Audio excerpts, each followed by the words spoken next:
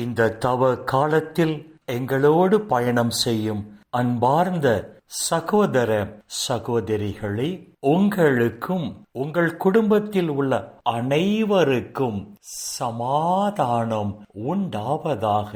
ஆமேன். அன்பார்ந்த சகோதர சகோதரிகளை, இன்றைய நாளின் தியானத்திற்காக நாம் எடுத்துக்கொண்ட இறை வார்த்தை புனித மத்தேயு எழுதிய நற்செய்தி 10ஆம் அதிகாரம் 28வது இறை வார்த்தை. ஆன்மாவை கொல்ல இயலாமல் உடலை மட்டும் கொள்பவர்களுக்கு அஞ்ச வேண்டாம். ஆன்மாவையும் உடலையும் நரகத்தில் அழிக்க வல்லவருக்கே அஞ்சுங்கள் என்று இந்த இறை வார்த்தைகள் நமக்கு சொல்லுகின்றன. உடலை மட்டும் அழிக்க ஆற்றலும் அதிகாரமும் படைத்த மனிதர்களுக்கு அஞ்சி வாழ வேண்டாம். மாறாக உடலையும் ஆன்மாவையும் அழிக்க ஆற்றலும் அதிகாரமும் படைத்த கடவுளுக்கு அஞ்சி வாழுங்கள் என்று இந்த இறை வார்த்தைகள் நமக்கு அழைப்பு விடுக்கின்றன. மக்கபேயரின் 2ஆம் புத்தகம் 7ஆம் அதிகாரத்தில் ஒரு அழகான நிகழ்ச்சியை நாம் பார்க்கிறோம். ஒரு தாயும் அந்த தாயின் 7 பிள்ளைகளும்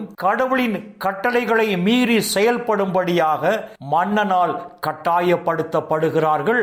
சாட்டைகளால் அடித்து துன்பப்படுத்தப்படுகிறார்கள். கடவுளின் கட்டளைகளை மீறி நீங்கள் செயல்பட்டால் நீங்கள் வாழ்வது திண்ணம். மாறாக கடவுளின் கட்டளைகளை மீறி செயல்பட மறுத்தால் நீங்கள் சாவது திண்ணம், நீங்கள் அழிவது திண்ணம் என்று மன்னன் அறிவித்தும், உடலை மட்டும் அழிக்க ஆற்றலும் அதிகாரமும் படைத்த அந்த மன்னனுக்கு அஞ்சாமல் உடலையும் ஆன்மாவையும் அழிக்க ஆற்றல் படைத்த கடவுளுக்கு அஞ்சி அவர்கள் கடவுளின் கட்டளைகளை கடைபிடித்து இரத்த சாட்சிகளாக மரித்ததாக, அந்த தாயும் தாயின் 7 பிள்ளைகளும் கடவுளின் வார்த்தைகளை கடைபிடித்து வாழ்ந்து கடவுளின் வார்த்தைக்காக இரத்தம் சிந்தி சாட்சிகளாக மரித்ததாக மக்கபேயரின் 2ஆம் புத்தகம் 7ஆம் அதிகாரம் நமக்கு தெளிவாக எடுத்து சொல்லுகிறது. இயேசுவை பற்றி அறிவிக்க கூடாது என்று சொல்லி தலைமை சங்கத்தார் திரு தூதர்களை அடித்து காயப்படுத்தி எச்சரித்த பின்பும் பேதுரு உடலை மட்டும் அழிக்க ஆற்றல் அதிகாரம் படைத்த தலைமை சங்கத்தாருக்கு அஞ்சாமல் உடலையும் ஆன்மாவையும் அழிக்க ஆற்றலும் அதிகாரமும் படைத்த கடவுளுக்கு அஞ்சி இயேசுவை பற்றி மக்களுக்கு அறிவித்து இயேசுவுக்காக இரத்தம் சிந்தி சாட்சியாக மரித்ததாக பேதுருவின் சரித்திரம் நமக்கு சொல்லுகிறது. அன்பார்ந்த சகோதர சகோதரிகளே, நம்முடைய வாழ்க்கையிலும் உடலை மட்டும் அழிக்க ஆற்றல் அதிகாரம் படைத்த மனிதர்களுக்கு அஞ்சாமல் உடலையும் ஆன்மாவையும் அழிக்கும் ஆற்றலும் அதிகாரமும் படைத்த கடவுளுக்கு அஞ்சி கடவுளின் பிள்ளைகளாக வாழ வேண்டும், ஆண்டவர் இயேசுவின் சாட்சிகளாக வாழ வேண்டும் என்றுதான் இன்றைய நாளின் இறை வார்த்தைகள் நமக்கு தெளிவான சிந்தனைகளை கொடுத்து அவ்வாறு வாழ அழைப்பு விடுக்கிறது. அன்பார்ந்த சகோதர சகோதரிகளே, நமக்காக இரத்தம் சிந்திய இயேசுவுக்காக இரத்தம் சிந்தி சாட்சிகளாக மரிக்கக்கூடிய ஒரு பாக்கியம் நமக்கு கிடைக்கும் என்று சொன்னால் நம்மை விட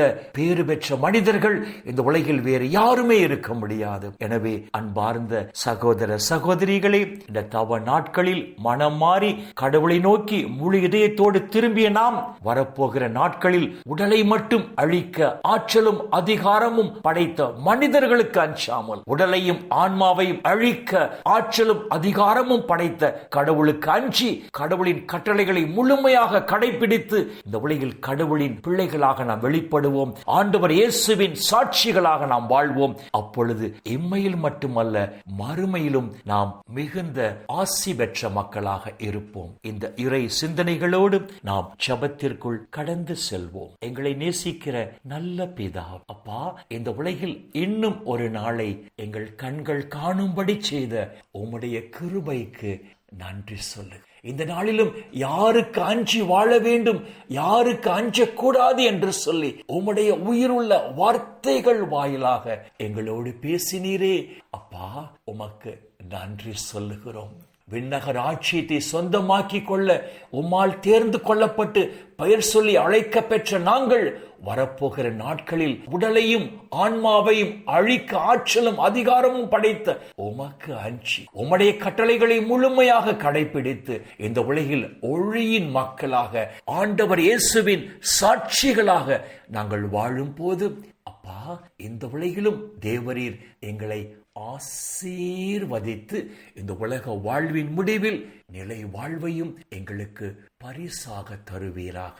அப்பா பிதாவே, இந்த இறை செய்தியை கேட்கிற மக்களில் குழந்தை பாக்கியத்திற்காக காத்திருக்கிற மக்களை அப்பா உம்முடைய பாதத்தில் அர்ப்பணித்து ஜெபிக்கிறேன். குழந்தை பாக்கியத்திற்காக காத்திருக்கிற ஒவ்வொரு மக்கள் மீதும் தேவரீர் மனம் இறங்கி உம்முடைய இரக்கத்தின் நிமித்தம் இந்த நாளில் அப்பா இந்த பிள்ளைகளுக்கு குழந்தை பாக்கியத்தை நீர் கொடுத்து அவர்களை ஆசீர்வதிக்கும்படியாக இயேசுவின் நாமத்தில் நாங்கள் ஜெபிக்கிறோம். அப்படியே அப்பா குழந்தை பாக்கியத்திற்காக காத்து கொண்டிருக்கிற ஒவ்வொரு மக்களுக்கும் உம்முடைய இரக்கத்தின் நிமித்தம் இந்த நாளில் குழந்தை பாக்கியத்தை கொடுத்து நீர் ஆசீர்வதித்த உம்முடைய கிருபைக்கு நன்றி சொல்லுகிறோம். மகிமை உமக்கு செலுத்துகிறோம். அப்பா பிதாவே, இந்த இறை செய்தியை கேட்கிற எல்லா மக்களையும் அவர்கள் குடும்பங்களையும் விண்ணக ஒளி பீடத்திலிருந்து தேவரீர் நிறைவாக ஆசீர்வதிப்பீராக. அப்பா, இந்த இறை செய்தியை கேட்கிற உம்முடைய பிள்ளைகள் உம்முடைய நிறைவான ஆசீரால் மன நிறைவோடு, மன மகிழ்ச்சியோடு, மன அமைதியோடு, நலமோடு வாழ கிருபை செய்வீராக. இயேசுவின் பரிசுத்த நாமத்தில் ஜெபிக்கிறோம் நல்ல பிதாவே. ஆமென், ஆமென், ஆமென்.